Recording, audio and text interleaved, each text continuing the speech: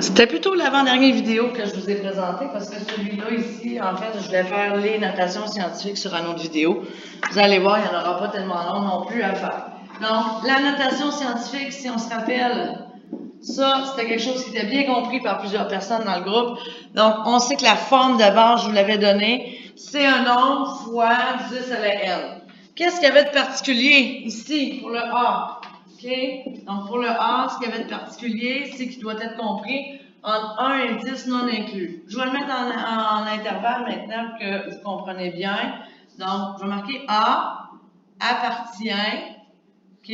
Donc, je veux dire, dans le fond, A est élément de cet ensemble-là. Puis là, on voit que dans mon intervalle, ça commence à 1 inclus, puis ça termine à 10 non inclus. Fait que ça va à peu près jusqu'à 9,99. Parce que dans notre mantis, souvent, on va mettre 3 chiffres. OK?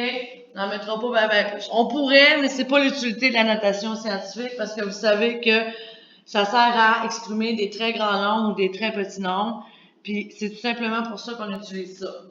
Le n ici, ben, il va exprimer dans le fond, c'est un nombre entier tout le temps. Donc, peut-être un petit indice ici à mettre. S'il est négatif,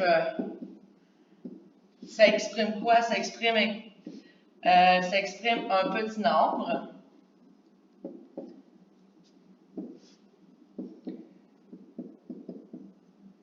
Un petit nombre. Et s'il est positif, ça exprime un grand nombre.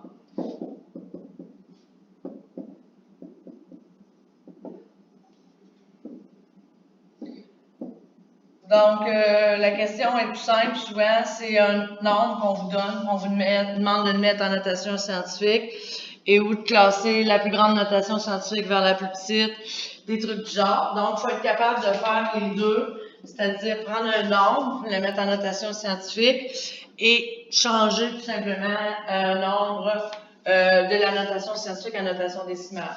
Donc, je vais y aller avec quelques petits exemples tout simplement. Si j'ai un très grand chiffre, donc 123 millions. Donc, je vais y aller comme ça. Donc, on se rappelle que notre virgule, elle est ici.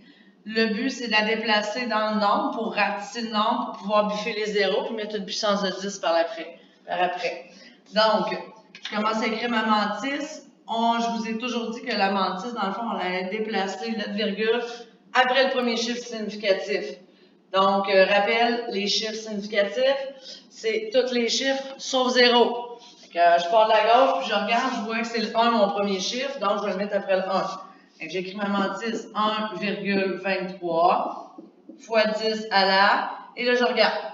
1, 2, 3, 4, 5, 6, 7, 8. Donc, je vais mettre 10 à la 8, vu que c'est un très grand nombre.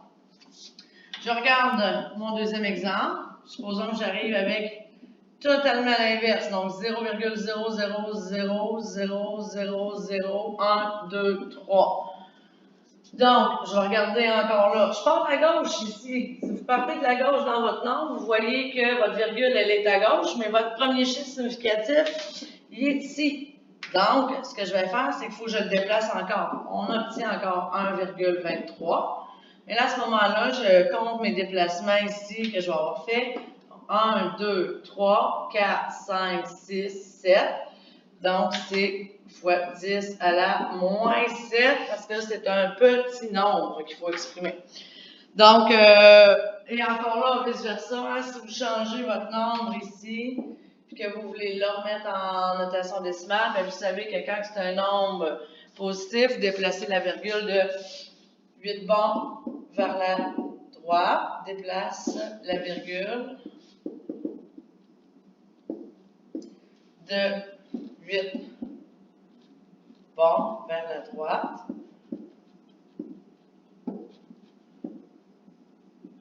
Et celui-là ici, c'est 7 bons vers la gauche.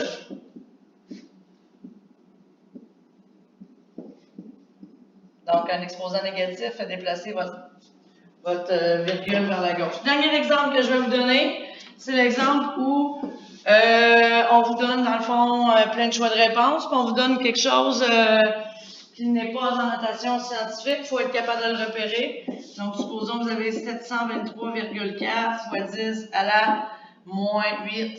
Ce n'est pas une notation scientifique. Pourquoi? Parce que votre mantis, elle est trop grande.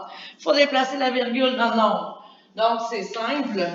Vous déplacez votre virgule comme si vous le mettiez en notation scientifique. Donc, je vais le mettre entre le 7 et le 2. Ça va me donner 7,234 fois 10 à la. Et c'est là que je faisais une petite passe-passe, parce que je vous disais, OK, on va balancer le tout.